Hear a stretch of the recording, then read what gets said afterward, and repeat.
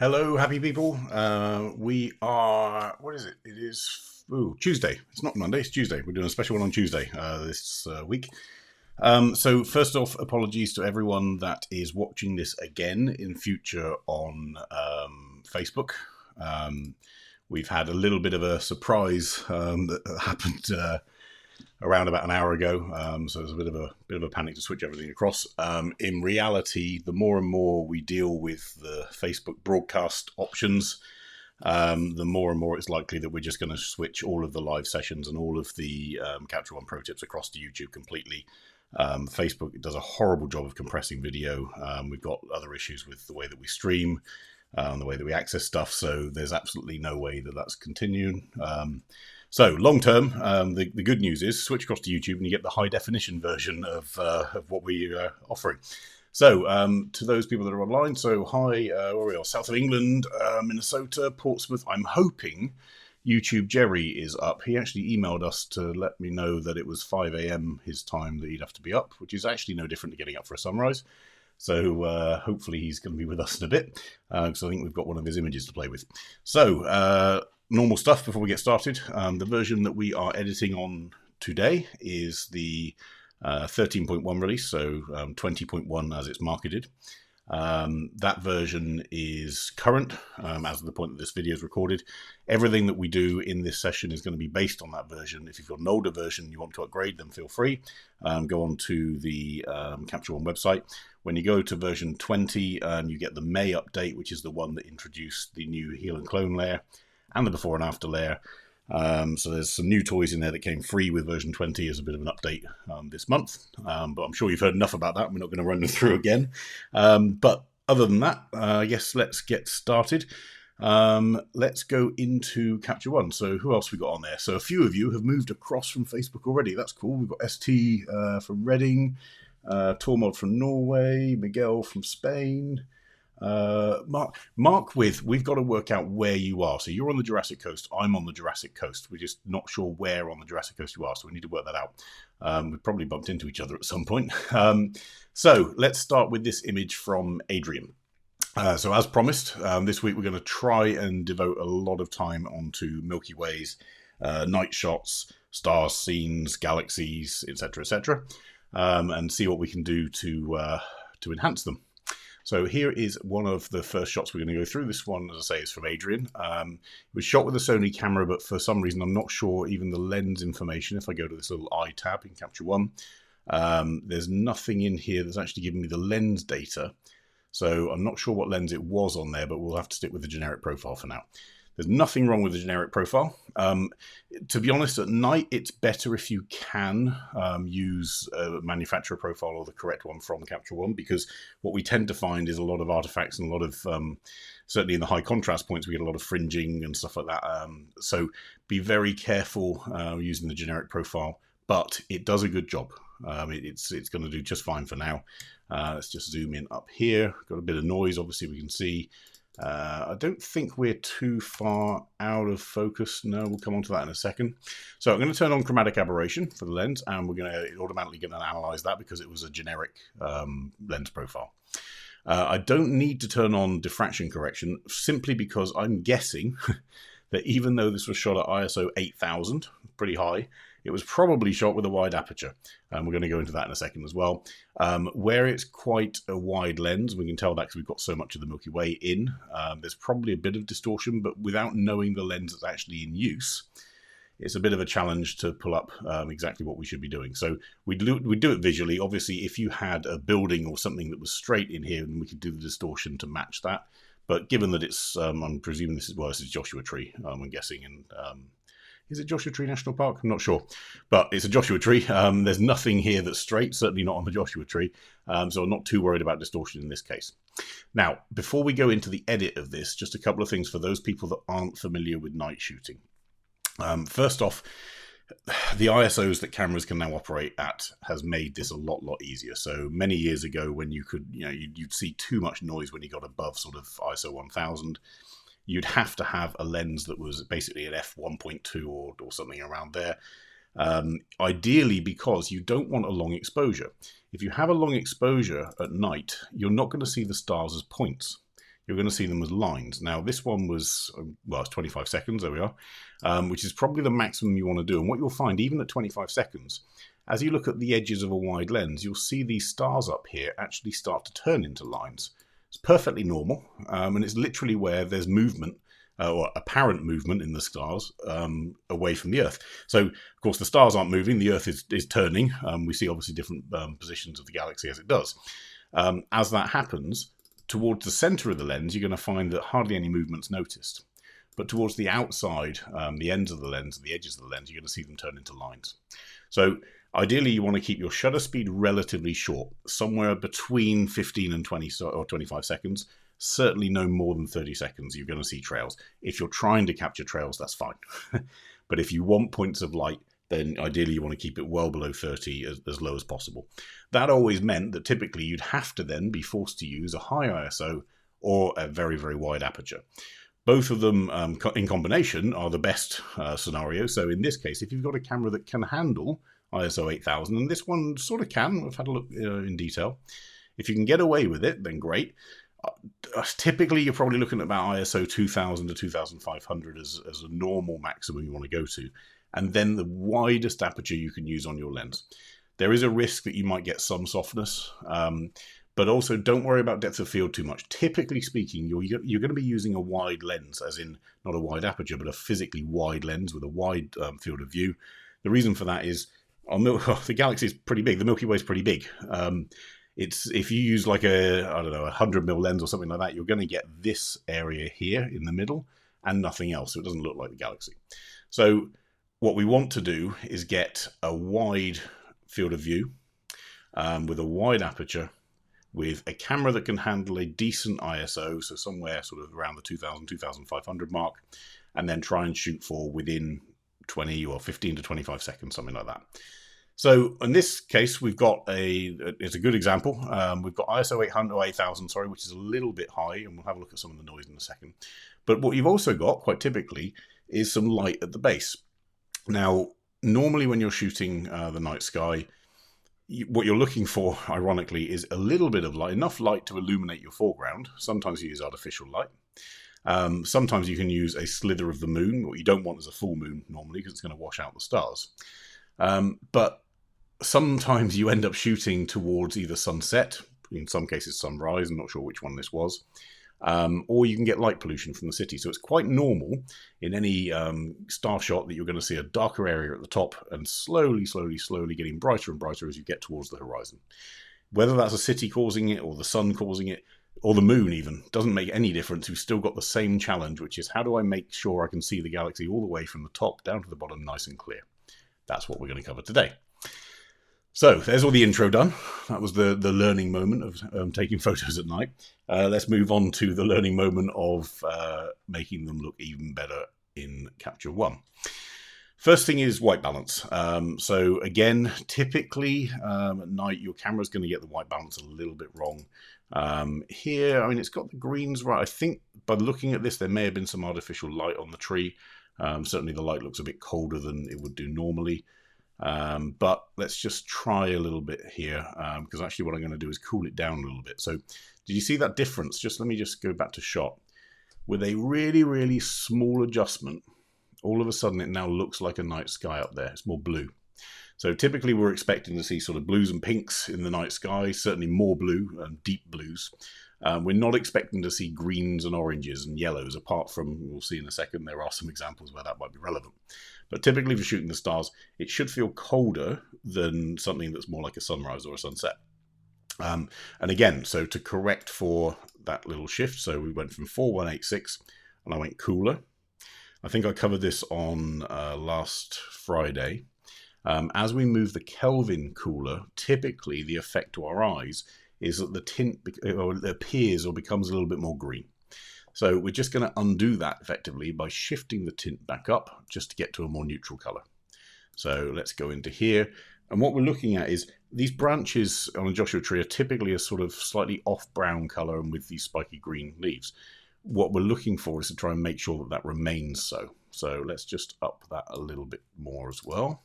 Okay, good. Got a lot of foreground here that we want to pull up. So let's go into our exposure tab. So a little histogram icon at the top left. And let's just zoom in here. And what I suspected is the case is actually going on. So unfortunately, let's create a new filled adjustment layer. So again, difference between an empty adjustment layer and a filled adjustment layer.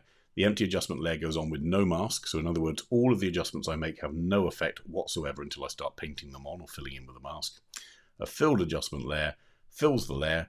It applies to everything on the image equally. It's a flat blanket mask. So if I do my adjustment layer and press M for mask, you can see everything has gone red, which means any adjustment I make here applies to it. The reason we're doing it on an adjustment layer is I can turn it off and I can change the opacity. Whereas if I did it on the background layer, if I want to change any of these elements, I'd have to change them all individually to a certain ratio. So there's our adjustment layer. And what I'm going to do is just pull up the exposure. And what we're going to see is, yes, there's lots of detail in here, but there's also a lot of noise. So we've got some noise reduction tools. We're going to use them in a second, but I'm going to be very, very cautious of pulling up too much detail in the foreground for two reasons. The first is the noise. We don't want to see all these little random dots and colourful pixels all over the place. The second, the star of the show needs to be this tree and the stars. So the more I pull up the foreground, even though we're balancing the image, the risk is that I take away the subject effectively, and I'm taking away the focus from this galaxy. So let's leave that where it was for now. And let's just go into our noise reduction. So let's just zoom in here. I'm actually going to push it really, really high up to 400%, just so we can see exactly what noise we're dealing with. In here, I'm actually going to just pull that exposure up just a second so we can see it a bit better. And in here, I'm going to pull up. So on our background layer, we've already got some noise reduction in there, and I'm actually going to use that to tweak. So I'm going to push it a bit more. And it's already dialed in a single pixel. Now be careful of the single pixel. I don't think we've got an example on here that's going to be very good. For those that don't know, the single pixel noise reduction slider is to fix hot pixels. So for those of you that haven't seen it on a camera before, I encourage you to take a long exposure with any camera, any sensor, ideally somewhere around 1 to 2 minutes. Have a look at the raw file. What you'll find is every now and then you'll find a tiny little dot of red, green or blue, and it's basically where a pixel is stuck. A pixel is overheated and it's stuck on red, green or blue. In the daytime, we don't tend to notice them. The reason we don't tend to notice them is because they sort of blend into the background. So if you've got a blue pixel that's stuck in the sky, 9 times out of 10 you're not going to see it. However, if you end up shooting at night, you can end up seeing these little pixels, and what you think is a star or a little red star in the background actually isn't. It's a stuck pixel. So the single pixel slider allows us to basically delete any pixel that seems out of place. And the way that it does it is you dial in the radius effectively. So how big is the pixels, the hot pixels you're trying to get rid of? Dial it as small as you can get away with until they disappear, and then it will make them go. The problem with the single pixel slider is if you have a look, I don't know whether you can see on your screen quite clearly enough. Let me just zoom into a little bit more to 200. If I do the single pixel too much on a star shot, it starts getting rid of some of the stars. So that's with our single pixel fully dialed up, and that's with it gone. So it's great for deleting hot pixels. It's not so great for star shots. So use it sparingly. Let's assume there's a couple of single pixels in there, but we don't want it to delete any single colored stars. Mark has just put a note on saying there's a 500 rule for astrophotography. Yep, that's absolutely. So it is there. So 500 divided by the focal length gives you a shutter speed. It works. So it was traditionally done on an f2.8 lens. Yes, I'm not sure whether it was ISO 3200 or 2500. Generally speaking, cameras. So that rule has been in place for. I mean, I must have heard it for, I don't know, 10, 15 years, maybe more.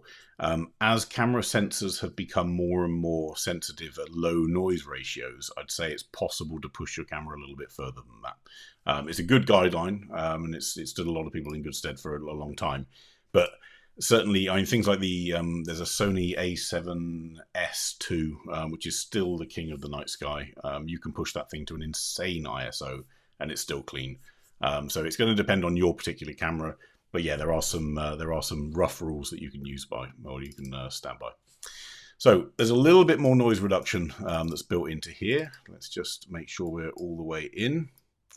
And I want to be careful with sharpening, because sharpening and noise reduction actually undo each other effectively. So noise reduction is a form of blurring your image, unfortunately. So then we come along and we try and sharpen it. So it may be that we use structure rather than sharpening to do that in a second, but we'll see. So on my adjustment layer here, as we said, everything that's applying on the adjustment layer applies to the whole image. So at the moment we've got the whole image increasing our exposure. Well, we don't particularly want to do that. So what I do want to do though is pull up the blacks on our slider. Now, just so you can understand why it's only the blacks. What I said on Monday, and we'll just repeat it again, people are getting a little bit confused between shadows and blacks and highlights and whites, thinking that they're all independent. They're completely different parts of the histogram, and that's not the case. So the highlights affects the top roughly quarter of your histogram, whereas the whites affects the top roughly 5%. Which means that if I pull the highlights, it also affects the whites. But if I pull the whites, it only affects the top end of the highlights. Same with blacks and shadows. So as I pull my shadows, which is the bottom quarter, it's going to also affect the blacks. But if I pull the blacks in the histogram up or down, it's only going to affect the very, very bottom part of that shadow section. So they are absolutely independent in one way, but they are absolutely linked in the other. So in this case, I can see that actually a lot of this star stuff here at the moment is sat in the shadows. It's not actually sat in the blacks area, because as I move my mouse across, remember these numbers at the top of the screen up here. So how much red, how much green, how much blue, and how much overall in luminance. Well, let's go to a star. That's a good place to start. So let's just move my mouse cursor over there. And oops, I just went into full screen by mistake. Sorry about that. Move my cursor over there. There we are. 255, 255, 254, overall 255. That's a pretty bright star. Good. Let's have a look now at an area of the sky. Let's pick on this bit here. So this is the so-called dark sky, and it's 92, 87, 102, 90. Now 90 out of 255 is not a black part of the histogram. It's certainly not in the bottom 5%. It does probably fall within the shadows. So it's these numbers here that are guiding me to say, actually, there is no way that I want to pull up the shadows, because that will also pull up the sky. And if I do it, you'll see. So as I pull up the shadows, we also pull up the sky. Of course, it includes the foreground here, but I don't want this to be any brighter. I actually want the sky to become darker. So let's pull up the blacks on their own. And as I move my mouse over here, we're seeing these numbers at the top again. So 443, so a luminance of 4. 765, luminance of 6. Even at the brightest parts of the tree, we're getting sort of 21, 22. Absolutely in the black section of that histogram. And as I look over at the histogram on the top left, as you see me moving the mouse around, you see the orange bar. That orange bar is telling me where all of those elements are sat, and they're absolutely in the lowest parts of the shadows. So that's what our black slider's for. So in isolation, we're going to pull up the black slider. Not too much, because again, we don't want all that noise coming up. That's probably even too much there. That's probably enough there. So only 11 on that slider. But all that's done is just brought us a bit more detail in the foreground without affecting the sky. So we're going to call this one foreground. If I really, really, really want to be very careful with it, we could do it with the luma range. Effectively, I can, let's just go on to it actually. Let's be complete. So luma range here. We know we want to affect the darkest parts of the image. We don't want to affect the brightest parts. So why don't we just make sure that we're only pulling up the shadows in that luma range. We've got a little bit up here that we might want to get rid of, and I'll show you that in a second. So in fact, we could radius it a little bit. That'll help. Okay, so it still had the same effect in the foreground. But in this case, I'm actually now I'm happy with that luma range. I'm going to go into my erase tool, set it pretty big, click, and start erasing my mask. So now I'm actually erasing the bits of the mask that even the luma range didn't get rid of. What that means is I've now got complete independent control of this area here, and I can even pull up the exposure just a touch, not just the blacks, and overall it's going to bring up that foreground. Okay. Now, what do we do about this brightness issue? Well, part of it, we don't want to get rid of it completely because it makes sense. And this is one key thing with photographs. Please never edit a photograph in a way that to your eye doesn't look natural or doesn't make sense. If it doesn't make sense to you when you look at it, it's not going to make sense to anyone that's viewing it. It's not going to make sense to someone that wants to buy it. we have to stay within the realms of reality in the case of landscape literal art. If you want to go off and do crazy digital art, then wonderful, please do. But it does make sense in most of these scenes that you've got a little bit of brightness at the horizon. So we're not going to get rid of all of it. We're just going to start to play with it just to darken it down. So let's call a new layer, and this is going to be an empty layer. And I'm going to call this one Horizon Darken. Okay, so again with our other tools, so we've got a gradient mask for a start, so that's pretty cool. So let's turn our mask on, and I'm going to draw a gradient. As you can imagine, I want it to be more effective down at the bottom and less effective at the top. So I'm going to start from the bottom and fade off as we get up here. But to be really safe, I'm going to make sure that we don't affect any of this foreground here. And the way that I'm going to do that is, as you can guess, a luma range. So I can say, actually, I want everything up here, but not the brightest. So remember our star was 255, 255. I'm going to tell it to ignore anything that is brighter than, let's say 249 up to 252, and then completely stop. And at the bottom end, we're going to ignore anything that's sat in the shadows. We're also going to soften that radius a little bit, just increase our sensitivity just for completeness. And I'm just going to look at here just to make sure that we're not getting anything that we don't want in our image. Let's just soften that a bit there. That looks pretty good. And apply that. So what we've done, in fact, no, I don't like that at all now that I've come out. Let's just do that and make our fall off a bit harder. Let's see there. Okay, so what I've done now, if you think about this, we've added, yes, ST, you're completely correct. That is a great tool. So what we've done, we've added a gradient on there. And the reason I've added a gradient is because I want the effect that I'm about to put on to slowly fade out as it goes up the image to the point where it's not having any effect at the top. But on top of that, I also want to make sure that any change that I make in terms of exposure isn't affecting the shadows, because you can guess what I'm going to do. I'm going to darken this area. So I don't want to be darkening anything that's already dark here. We could try and do it with high dynamic range, but the problem with doing it with high dynamic range is think about the area that I'm going to have to pick on. So as I move my cursor here, look at these numbers, 225, 220, 219, 222 is the overall luminance. In here, 223 is the overall luminance, and so on. So with all of those numbers, that's telling us this is really, really, really high in the highlights, could be in the whites. So in order to make this area darker in isolation without masking, I would have to use my highlights and whites and pull them down. Well, if I use my highlights and whites and pull them down, what happens to the stars? We darken them too, and that's the opposite of what we want. Paul, for being late, I'm going to put that on public broadcast, because someone was busy sunbathing. So for weeks, Paul has been complaining that he's been stuck in his RV on lockdown. He's been not stuck in his RV on lockdown for the last couple of weeks, and now we find him sunbathing. Welcome back, Paul. So on that mask, let's go into what we've generated as a result. What we've got then is this nice smooth gradient that was from the gradient tool that went from no effect up here down to full effect down here. We then used that luma mask to exclude anything in our shadows, which is this part of the luma mask here, and to not take any effect to the brightest parts of the image, i.e. the stars, those 255s and 254s and 253s, by putting this fall off here. And we've softened the edges with a radius. What that now allows me to do is, as I pull my exposure down, independently pull down the exposure more and more towards the horizon and less as we creep up.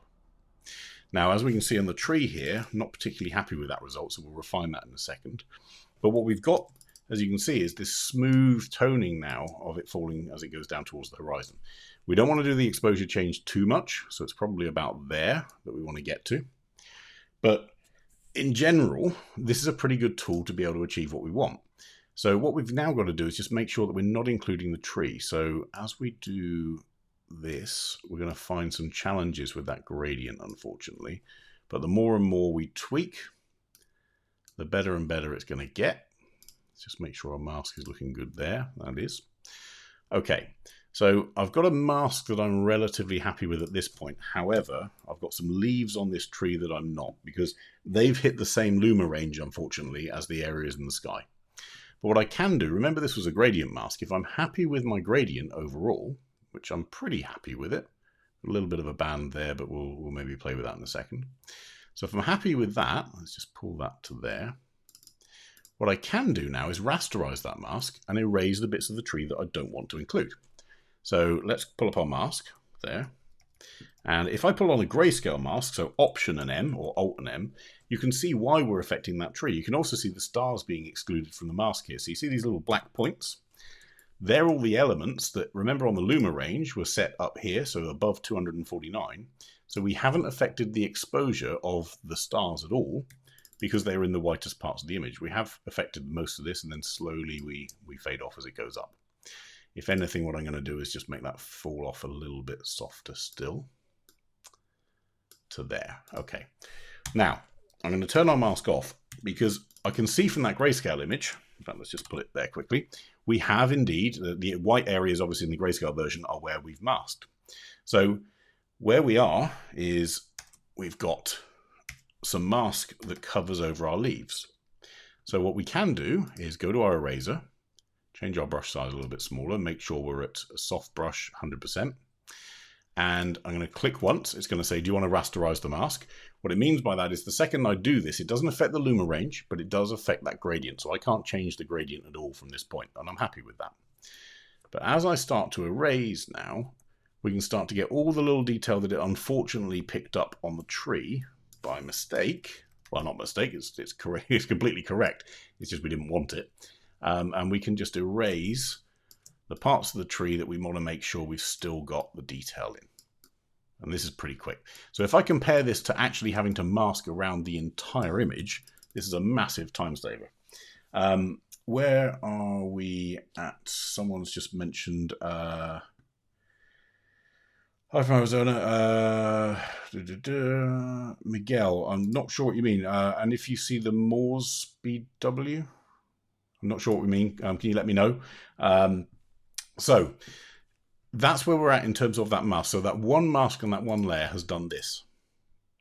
So without and with. And what it means is we've got all of this galaxy back down here. So without, it's all washed out.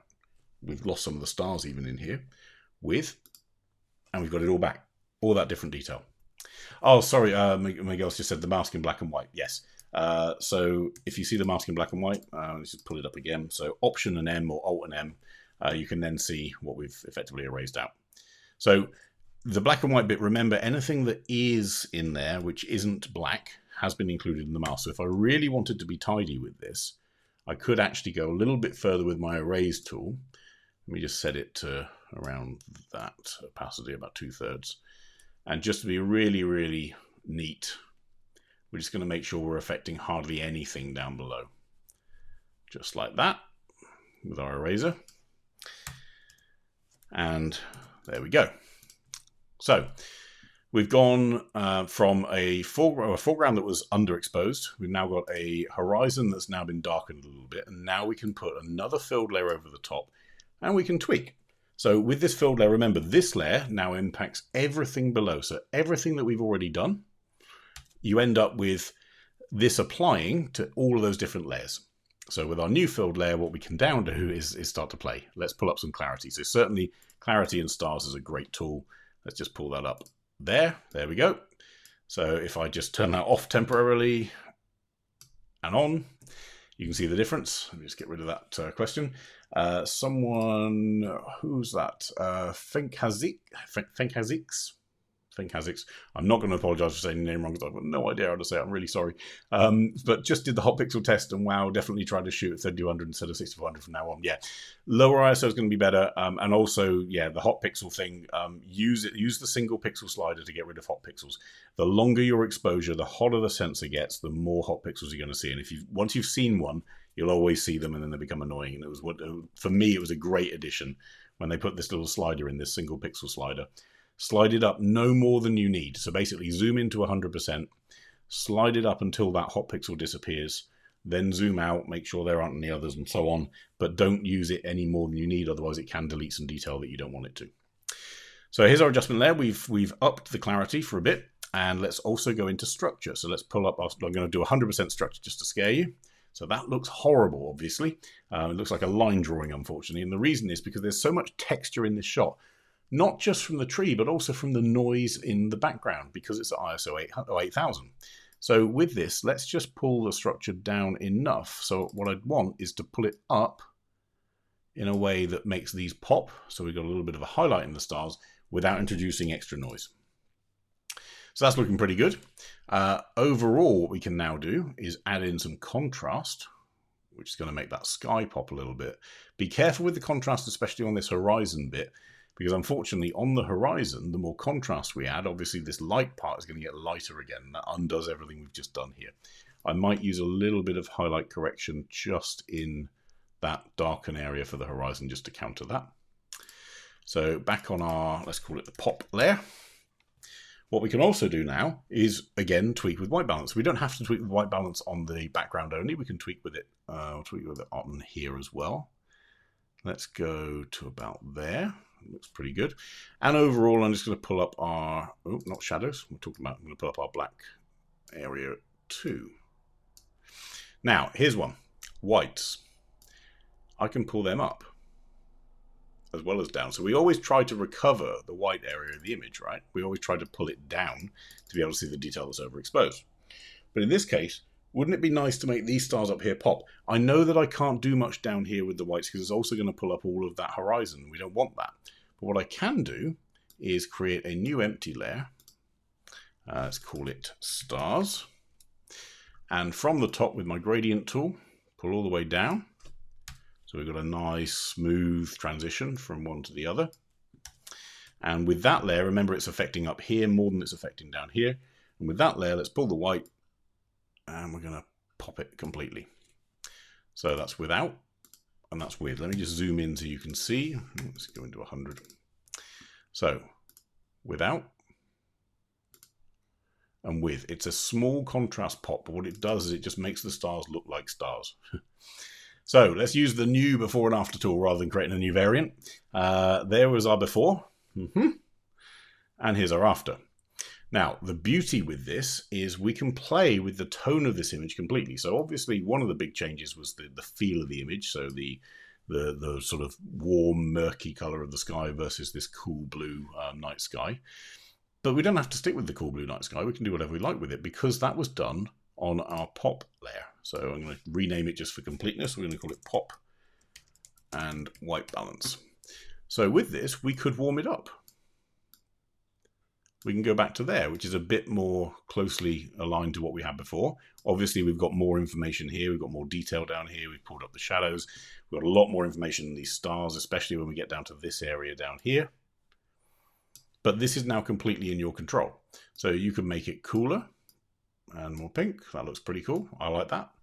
But this is now down to you and how you want to play with it. So that's first one. We're going to go into some other ones in a second as well and just get some more edited. But those are the general things that we do when we're editing a star image to make them pop. So let's load up Clive's image. So Clive is a very, very, very different night sky image. It's the Northern Lights. So I think it's Northern Lights. Don't think it's the southern ones. It looks a bit too northern to me, especially in the colours coming down in the sky. Down south, they tend to be a bit more yellow. So f4 lens, 10mm. So again, ultra wide lens, only 9 seconds. So 9 seconds, you get all these streams as the Northern Lights bounce around. But at ISO 3200, so it's pretty good for that sort of level of ISO. I don't need diffraction correction up at f4, no worries. It's loaded in the lens profile already. I'm just going to make sure it analyzes that chromatic aberration for this lens.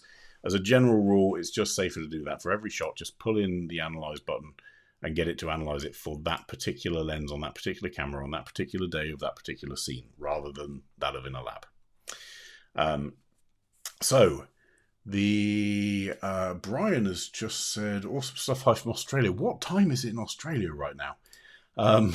So that's fair play if it's as late as I think. Oh no, it might not be quite as late as I think. Okay, so Northern Lights. First off, let's do what we normally do and let's just pull up to see what we've got to play with here. So as I pull up my exposure, I can see not only the exposure increase, but also any noise. We've got some weird artifacts going on down here. There's like a stream that's a bit strange there.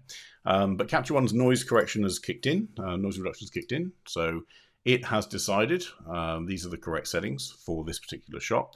I would be tempted to actually pull that in a bit more. And you see how the image blurred. So if I take this out, you see all that noise. So that's with no luminance noise reduction at all. That's what the image actually recorded. Its default was set at 50. And I'm going to push it a little bit more. I'm going to push it to about there, which becomes a bit blurry. Don't get me wrong. And it's intentional. It's done that for the right reasons, because we're going to use our structure and clarity to try and get some of the sharpness back without all of this noise that came along. So let's have a look up here in the stars. We've got a little bit of movement out here. It's a very, very wide lens at 10 mil. So that's, what's that, 16 mil equivalent, I guess, on this camera. And then obviously, again, just like I said, in the center, we've got these points of light, which is good. And then out towards the other side, again, we're going to see a bit of movement and a bit of travel. I don't really even need on this one. So if we had, again, buildings and stuff that I needed to straighten, then I would. But the focus here isn't on the buildings. The focus is on the northern lights. So let's use that focus and let's make them pop. So that's shown us what's in the shadows. Great. Do we have anything that's overexposed in our highlights? We do. These little street lights down here, but frankly, I don't care. They're street lights. They're not a distracting feature of the horizon. In fact, we need them for context. There's a little town in the mountains. So I don't want to pull anything down. What I have learned, though, through doing that is we've got a little bit of latitude to pull things up, but just be careful with the noise. Okay. So first thing, let's get the exposure right, and then we'll look at the white balance once we can see everything. In terms of this histogram, we can see just here visually, most of the data in this shot sits in the lower quarter, so in the shadows. There's a huge amount of data here that sits in the blacks. If I pull the blacks up, we're going to pull quite a lot of image data up. That's pretty good. If I pull our shadows up, we're going to flatten the image. And the reason is because we're basically just shifting all of this dark stuff into the tiny amount of mid to lower midtones up here. We're effectively squashing the histogram. We're losing contrast. So I can pull our black slider up a little bit. I'm going to pull our shadows up a touch, but really not too much. And I'm going to use contrast to really make it stand out. Then we can use exposure overall.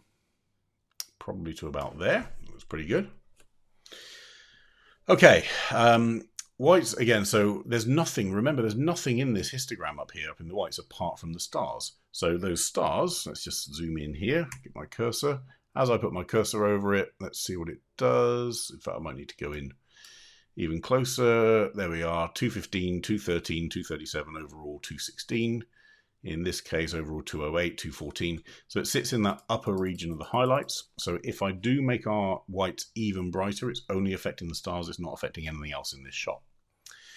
I could pull up highlights, but there's nothing up there. So you remember when we're looking at this histogram, we're looking in these different quadrants. In the upper midtones, we've got a little bit. In the highlights, oh, sorry, in the whites, you can see that tiny little spike there, a little red dot. It's not a hot pixel. It's actually a little spike of exposure, and that's the stars. There's nothing here in the highlights. So playing with our highlights isn't going to do much. You might see a tiny little variance, but it's not going to do a lot. It's all about exposure and contrast in this case. Now I can see more of that. What we can do is start to cool down and play with our tones for the northern lights. And typically we want something that feels a bit more like we saw it at the time. So it tends to be a little bit cooler than the camera's seen. And also we can see that as well. If you remember, these street lights down here were very, very, very yellow. There was no white element to them at all. By cooling down that white balance, we've almost got that back to normal, back to a natural color. I'm assuming this light out here is a green light. Out there, it's probably a port light or something like that, so that makes sense. No worries there. But overall, we now need to make this thing pop. The way that we make things pop, and notice I haven't even done an adjustment layer in this case, I've just done it on the background because it's going to be a pretty flat change, is pull our clarity up by quite a bit. Bear in mind, clarity is also going to pull up some noise, so don't push it too far, and a little bit of structure too, and that's going to bring our sharpening effect in as well. So on northern lights, and anything that's in the air around the stars, you really, really want to play with contrast, you want to play with color. We could play with saturation of those colors. So if I go into our color editor And let's just pick on, let's say, the greeny color here. It's going to choose that there. I can do it with my mouse, so I can move our saturation up. Ooh, it's a bit too much. I can change the hue by moving right to left. So we can go from yellow to a more bluey color. And if I hold down the Option key, I can change the lightness by going right to left with the Option key held down. So what this allows us to do, if we wanted to, and again, it's artistic choice, we can make those little green strands a little more blue. We can saturate them a little bit more, and we can increase their lightness a touch.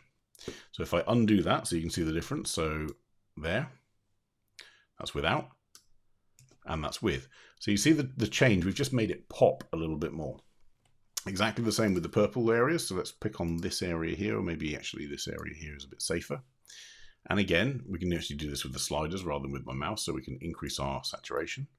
We can change our hue to be slightly more pink, and we can increase our lightness.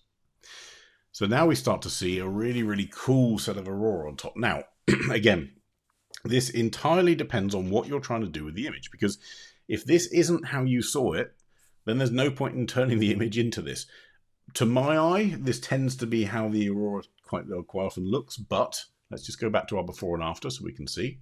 There was our before, and there's our after. So it depends on how we feel about what those colors come out like. Down the bottom here, we've got a lot more noise reduction to do. So as a result of bringing up the exposure, we could be forgiven for a certain amount of noise in the sky. But down the bottom here, it's not really quite good enough. So I'm going to create a new empty adjustment layer. I'm going to put a gradient mask on so this fades out as it gets towards the sky. And with that mask, which is basically down there, we are specifically going to target with some extra noise reduction and detail reduction as well. And we're also going to use negative clarity just to smooth out some of that stuff down below. So we go from there to there. So we take away some of the distraction from the noise that's building down below.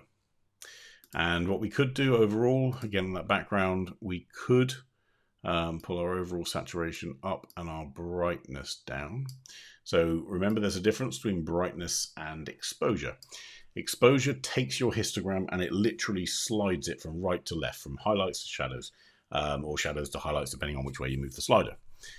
So that's exposure. Brightness will squash the histogram, so it won't push anything off the edge. What it'll do is it'll squash all the lower ends of the histogram up towards the higher ends if you move the slider to the right, or it squashes the higher end down to the left-hand side if you move the slider to the left.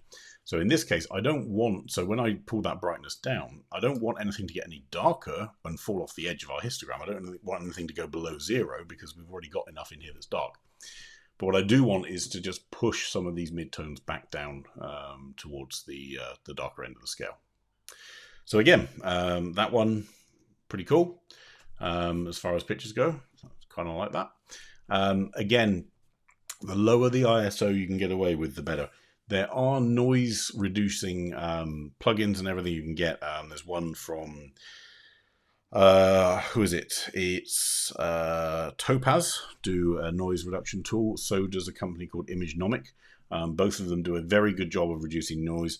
However, you will end up with a certain amount of artifacts in the sky. So in general, the idea is the lower the ISO you can get. On this particular shot, I would have been tempted, I don't know whether f4 was the lowest the lens can go, maybe it was. Either go wider on aperture, maybe to 2.8 if you could. I would have been tempted to lose maybe down to 2500 or 2000 on ISO and go up to 15 to 20 seconds on exposure time. I would personally always sacrifice a bit longer in exposure for the sake of getting a cleaner ISO.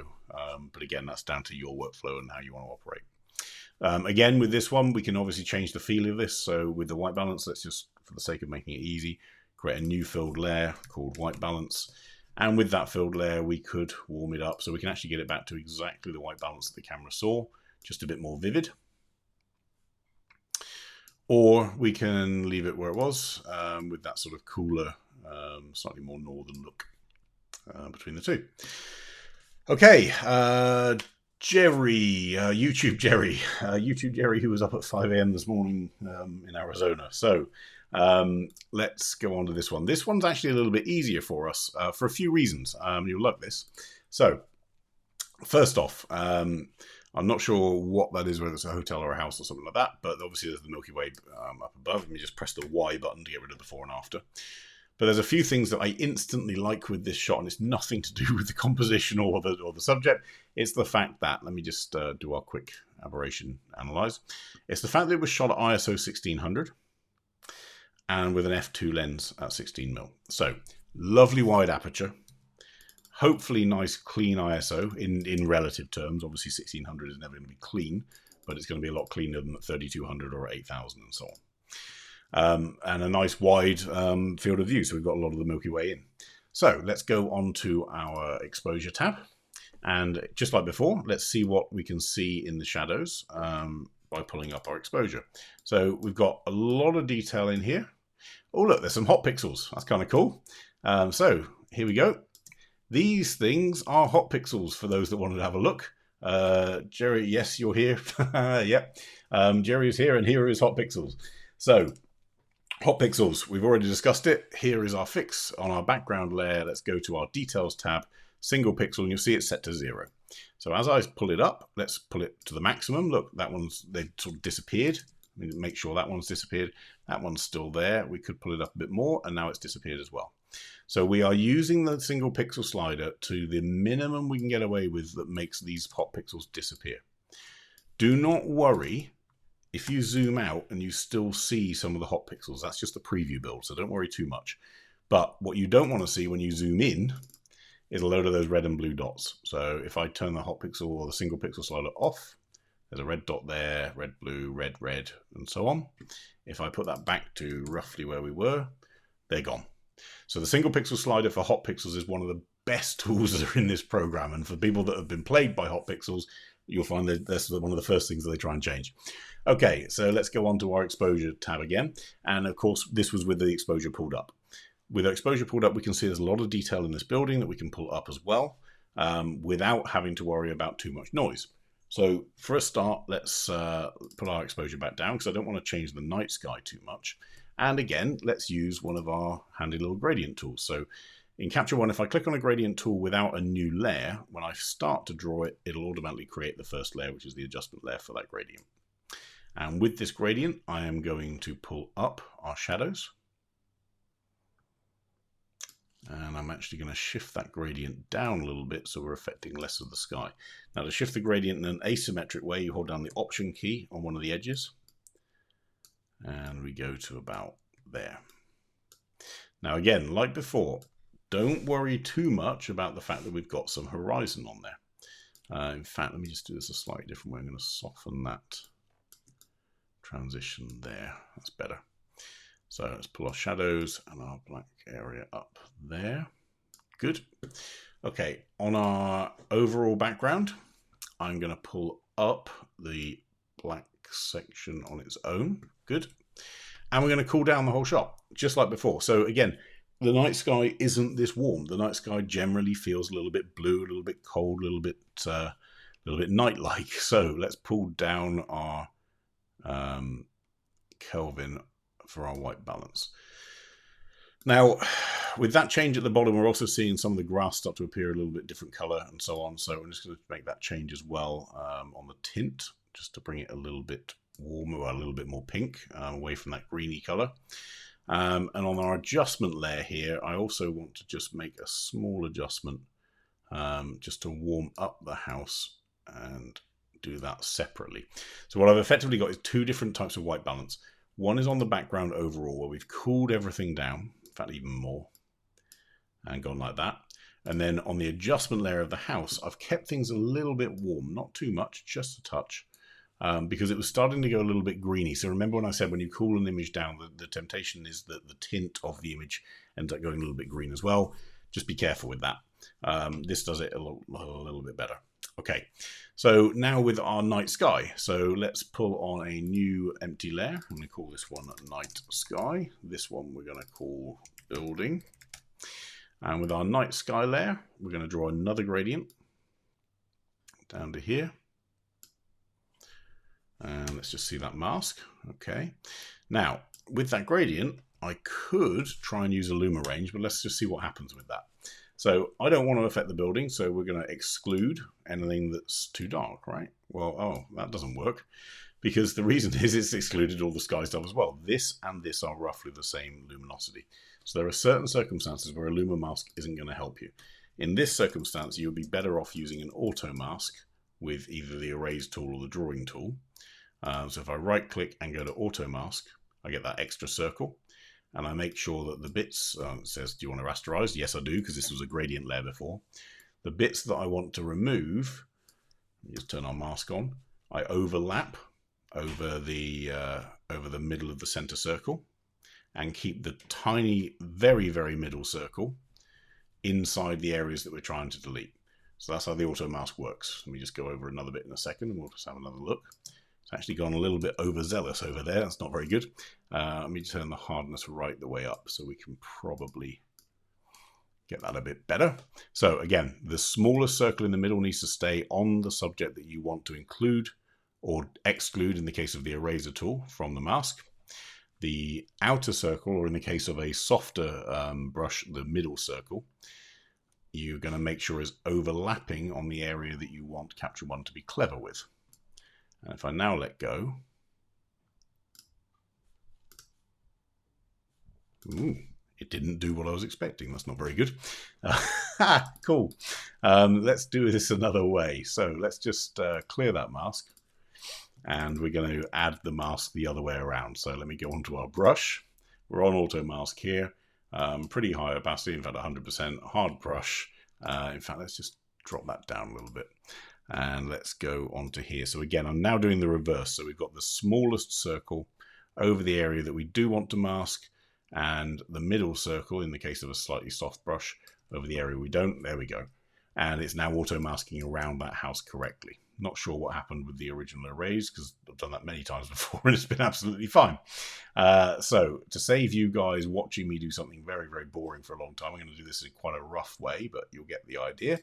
So that's our mask there. We will probably tidy up that little bit there. That's where a reflection has meant that it doesn't quite fit the profile that Capture One was looking for. This has not worked it out correctly. This is quite interesting, isn't it? If I do that one, it does. If I do that one, it does not. Ooh. We might be seeing a little fun bug live on air. So in that case, all I'm going to do is just go in very detail, and let's turn auto mask off. And we're going to make a very, very small brush size. And I'm just going to manually do this for now. So in reality, what we do is this a little bit neater. We could refine the edge later on. But for the purposes of this, just for a demo, we're going to do this a different way. I'm not exactly sure what's going on there for some reason, but we'll work it out. Right, now I'm just going to fill in the edges of that, like this. And I can right click on the mask and go to Fill Mask. So that's filled in the rest of it without me having to fill the rest of it with paint. Now we've done that, we've got a mask that's purely over the sky. That auto mask has helped cut the house out. But there might be some little bits that we want to refine. We can go to refine the mask, and what you'll see is we've got a little bit of leeway then around the tiles, which makes it look a bit softer.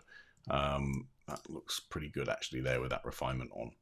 Okay, so with that mask set, now we've got one that's just the night sky. Just the night sky, of course, remember we can do our contrast, but also we can pull up the white elements. We can pull up our exposure. We can pull down the black slider and down the shadow slider. Maybe not the shadow slider too much because a lot of those stars are sitting in the shadows. But this allows us to then really make that kind of pop. With our brightness, I'm just going to pop it a little bit more there. Contrast up a bit more too. And that allows a bit more exposure as well. Blacks to come down too. So with that and that, we've just made it pop. Remember the night sky on its own. We also want to pump that clarity button. There we go. This down here I'm not too happy with as a result of that clarity change. What that's coming from is possibly this building increase here. So what I'm going to do on this one is, just because I'm not sure about what's going on with that auto mask for a second, I'm just going to do this manually with our eraser and just pull all of that stuff that was brightened up a little bit there. That's a bit better. So Shane has said, so having similar problems with AutoMask. First pass is great, but thereafter no. So genuinely, on this, after this session, we talked about this before, I'm going to give the guys at Capture One a support note that says this is what we did and this is what's gone wrong, and I want to understand, is it something that I've done or is it something that's a bug in the system? There's a chance there's a bug in the system somewhere, especially if Shane's having the same problem. So genuinely send in support problems, because what it means is they can start to see a trend and they can see if it's more than one person that's having the same issue. I think there's something a little bit awry in that somewhere, but I'm not sure what it is. So please, please, please do make sure you're pulling in the support stuff. Now, one thing we haven't done a lot of in the previous ones I'm going to do on this one is use levels and curves, and we're going to go back to the others as well and show you too. So with levels and curves, remember, we can manipulate this histogram. So remember, we talked about the fact that a lot of these, the histogram sits on the left-hand side. There's not a lot of data on the right. Well, that's what levels and curves allows us to manipulate. So if I go back to my background, or I could do it as a filled layer over the top. In fact, let's do that. Filled layer, I'm going to call it levels and curves. So with our filled layer, I'm going to change what Capture One thinks is a highlight by pulling that down. And I'm going to maybe pull the shadow up a little bit too. What that's done is it's stretched the histogram. You can see it's moved up here. So what we said is anything that was 1, now make it darker, make it 0. But anything that was 197, which is actually not quite a highlight really, it's right on the cusp there, make it 255. So in other words, stretch the brightest parts of or the brighter parts of the image towards the other end, towards the exposed end.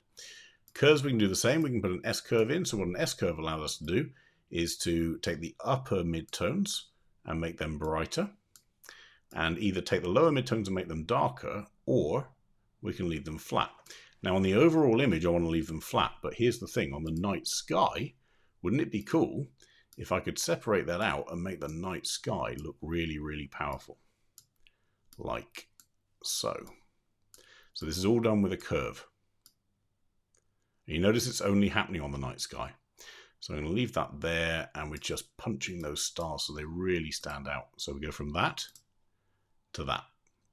And of course we can tweak with some of this stuff down here that's got a little bit of a glow. So let's just go before and after. So there's our before image. And there is our after one. David has just asked, how do you send in a concern to Capture One? So literally support.captureone.com.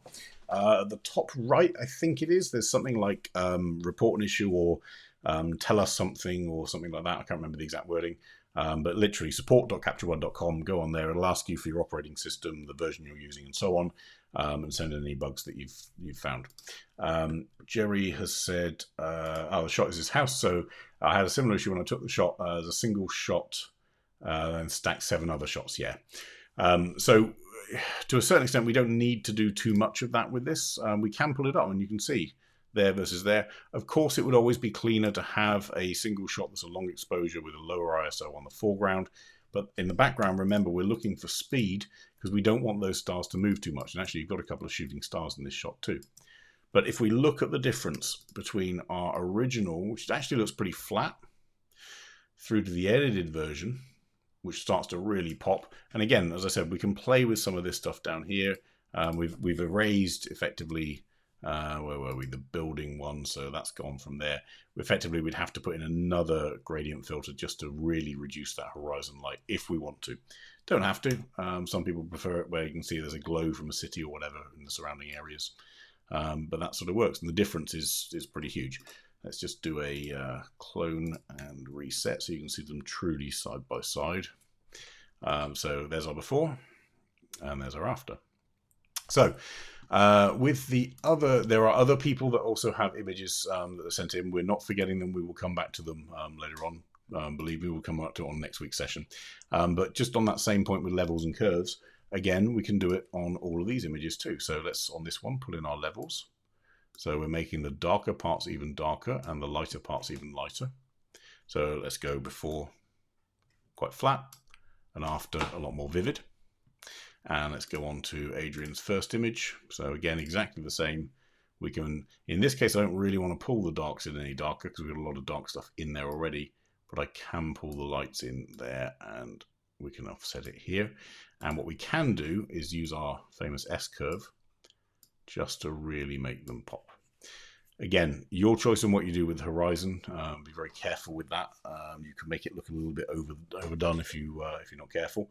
But let's just go and create a new clone of that variant and reset it. I'm just going to soften this a little bit, just a touch. So again, we have our before shot on the right and the after shot on the left. All of the toning, all of the coloring, all of that is down to how you want it to feel. If you want it to feel colder, then shift your white balance to the left and the tint a little bit to the right. If you want it to feel warmer, then shift your white balance to the right, and then if you need to, move the tint a little bit. But typically when you're making it warmer, it doesn't need too much of a change. And that's probably it for today. So that's today's session. We've covered the Milky Way stuff. What we will do next time is also cover, and I promise we will cover Peters. This is another Milky Way shot. Again, a lot cleaner actually, this one. This was, what camera is that with actually? That's a Nikon D810. Okay. So we'll have a look at this shot next week, and we'll also have a look at this shot from Paddy next week, and we will have a look at this shot from Simon next week. But in the rest of them, that's the 3 that are done for now. A couple quick questions. So, if the horizon light is from a city, would we not want to tint it warmer? Potentially, yes. So it's a good call. It depends on what this light is. If it's moonlight, for example, then it would make sense that it's colder towards there. If we want it to be from a city, effectively, let's just go on to here, this horizon darken. What I can do, of course, is I can warm that bit up just there. Get an interesting split tone effect as a result of us cooling down the upper part as well. But yeah, again, it's now completely down to you in terms of how you want to play with that. The fact that you've got them in layers means that you can separate them out. Just like if I go on to, what was it, Jerry's shot here.